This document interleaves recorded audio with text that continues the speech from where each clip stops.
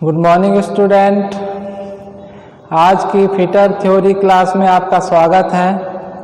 आज की क्लास हमारी धातु एवं धातु के गुणधर्म पे है कि धातुओं का गुण कैसा होता है, धातु क्या होती है, उसकी चर्चा आज हम इस वीडियो पर करेंगे।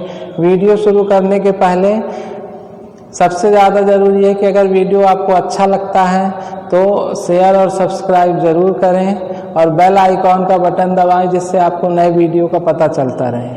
धातु एवं धातु के गुणधर्म बहुत ही इम्पोर्टेंट टॉपिक है। ये फिटर के लिए, मैकेनिकल इंजीनियर्स के लिए, पॉलिटेक्निक जो कर रहे हैं छात्र, उनके लिए, सभी के लिए बहुत इम्पोर्टेंट टॉपिक है, क्योंकि ये हर जगह, हर प्लेस पर, किसी भी एग्ज़ाम पर, हर जगह धातु के बारे में पूछा जाता है। यहाँ तक कि जनरल नॉलेज जो आता है आपका कंपटीशन में, वहाँ भी धातु एवं धातु के गुणधर्म से एक ना एक क्वेश्चन जरूर आते हैं। तो इस वीडियो को जरूर ध्यान से देखिए, ये बहुत इम्पोर्टेंट वीडियो है। तो आइए शुरू करते हैं आज का टॉपिक, धातु एवं धातु के गुणधर्म। Metal properties of metal and metal properties. सबसे पहले ये जानते हैं कि मेटल क्या है, धातु क्या है। देखिए, धातु जो होती है, किसी भी वस्तु का अगर हमको निर्माण करना है ना, तो हमको उसके लिए किसकी आवश्यकता पड़ेगी? धातु। जैसे टेबल बनाना है, पंखा बनाना है, फ्रिज बनाना है, कुछ भी अगर हमको बनाना है तो हमको धातु की आवश्यकता पड़ती है। धातु क्या करते हैं, जो ये धातु क्या होता है, देखिए इस पे लिखा है, धातु दूसरे तत्वों के साथ मिलकर क्या बना लेते हैं? यौगिक बना लेते हैं, और प्रकृति में अयस्क के रूप में हमको मिलते हैं। जो धातु होता है हमको प्रकृति में कैसे मिलते हैं? अयस्क के रूप में मिलते हैं, और इन अयस्कों को हम विभिन्न विधियों द्वारा प्रक्रिया करते हैं। जैसे कि यहाँ पे निष्कर्षण है और परिष्करण आदि विधियों द्वारा हम धातुओं को अलग करते हैं। इसमें बहुत सारी अशुद्धियाँ होती हैं, ठीक है ना, तो उन अशुद्धियों को दूर करके हम उससे धातु निकालते हैं, ठीक है। और तो ये इस तरह से धातु का यहाँ पे निर्माण हो जाता है। धातु की जो भौतिक गुण है, धातु के जनरली हम यहाँ पे दो गुण पढ़ेंगे, एक फिजिकल प्रॉपर्टी पढ़ेंगे और एक मैकेनिकल प्रॉपर्टी पढ़ेंगे। तो फिजिकल प्रॉपर्टी क्या है? जो चीज़ें हमको दूर से दिखाई देती हैं, छूने पर समझ में आता है ना, ये दूर से देखते हैं, इसको बिना नष्ट किए समझ में आता है कि हाँ ये चीज़ें हैं, तो वो हमको फिजिकल, वो उसको हम क्या बोलते हैं? फिजिकल प्रॉपर्टी या भौतिक गुण। जैसे रंग, प्रत्येक धातु का एक विशिष्ट रंग होता है, हर धातु का अलग अलग रंग होता है। जैसे सोने का रंग आपने देखा होगा पीले कलर का होता है, तांबे का पीले कलर का होता है, चांदी का सफेद कलर का होता है। तो हर धातु के अलग अलग रंग है। इस पे भी लिखा है, लो जैसे यहाँ पे लिखा हुआ है, पीले की धातु पीली है, पीली हो सकते हैं, पीले कलर की धातु है ना, मतलब सोना हो सकती है, मतलब सोने के अलावा भी किसी और का हो सकता है।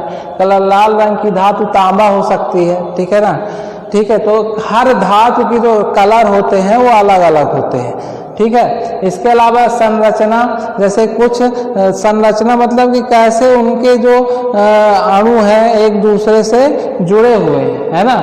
जैसे यहाँ पे लिखा हुआ है कि कण जो होते हैं, जो उसके जिनसे मिलकर क्या है, कोई भी धातु हो या कोई भी वस्तु हो, किनसे मिलकर बनी होती है?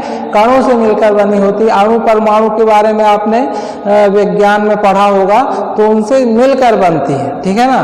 तो उनकी जो संरचना है, तो किसी में रेखी होती है, मतलब एक सीध में सारे जुड़े होते हैं, या किसी में टेढ़ी मेढ़ी होती है, ऊपर नीचे जुड़े होते हैं। तो अलग अलग संरचना होती है। तो यहाँ पे दिया हुआ लोहे और एल्युमिनियम के कणों की जो जो कणे होते हैं वो रेखी गति में होते हैं, और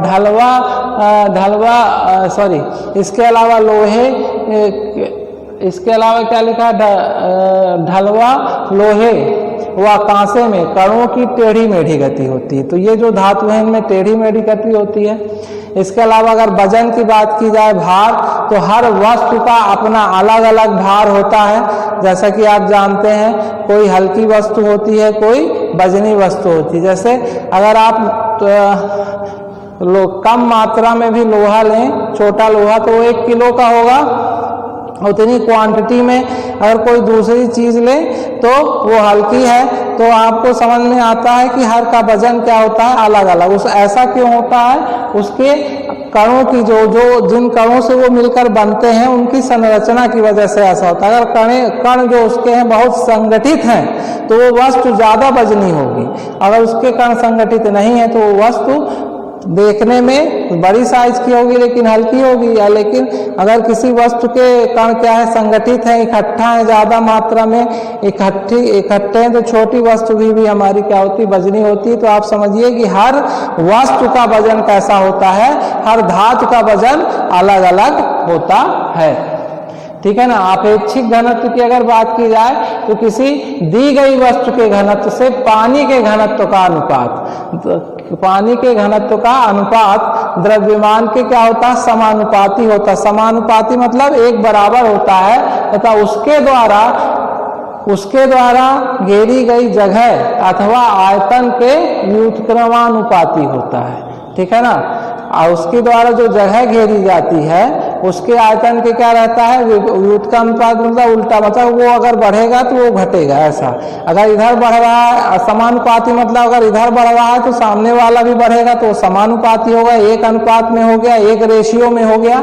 अगर व्युत्क्रमानुपाती लिख रहा है तो मतलब एक बढ़ रहा है एक घट रहा है, मतलब उल्टा चलेगा, ठीक है ना, सीधे उल्टा, रिवर्स जिसको बोलते हैं, ठीक है ना। इसके बाद लिखा ज्यादा घनत्व में कौन कौन सी चीजें आती हैं, जैसे सीसा और सोना का घनत्व ज्यादा होता है।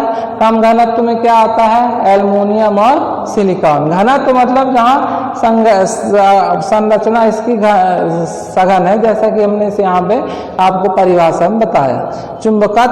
चुंबकत्व के बारे में अगर आपने सुना हो, किसी वस्तु का वह गुण जो मतलब चुंबक की ओर आकर्षित हो, है ना। सबसे ज्यादा चुंबकत्व किस में पाया जाता है, लोहे में पाया जाता है। अगर लोहे को आप देखेंगे तो वो चुंबक की ओर आकर्षित होता है, तो ऐसे गुण को हम क्या बोलते हैं, चुंबकत्व का गुण बोलते हैं। गलनीयता की बात की जाए तो प्रत्येक धातु एक निश्चित तापमान पर, कोई भी धातु है उसका एक निश्चित तापमान होगा जहां पर वो क्या होगी, गलने लगेगी, पिघलने लगेगी। उसी तापमान को हम वस्तु का क्या बोलेंगे, गलनांक कहेंगे। क्या कहेंगे स्टूडेंट, गलनांक कहेंगे, ठीक है ना। अलग अलग वस्तुओं का अलग अलग गलनांक होता है, इसकी फिर हम चार्ट में अलग उसमें डायग्राम पे या चार्ट पे इंक्लूड करके आपको बताएंगे, है ना।